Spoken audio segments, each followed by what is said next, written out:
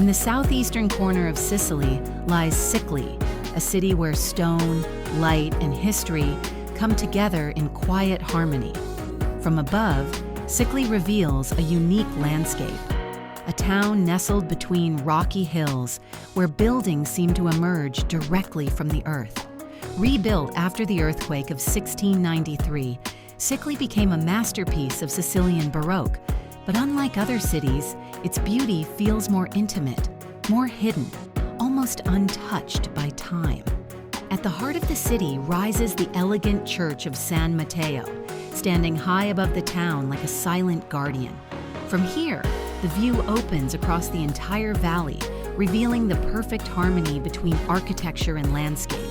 Below, the historic center unfolds along wide streets and soft curves, where palaces and churches create a refined and balanced urban scene. Every facade, every balcony, every detail reflects the artistic spirit of the Baroque age. Scicli is also a place of stories and culture, known for its role in Italian cinema and television, where its streets have become the backdrop of timeless narratives. From the sky, the contrast is striking. The golden tones of the stone, the deep shadows of the hills, and the soft light that shapes every surface.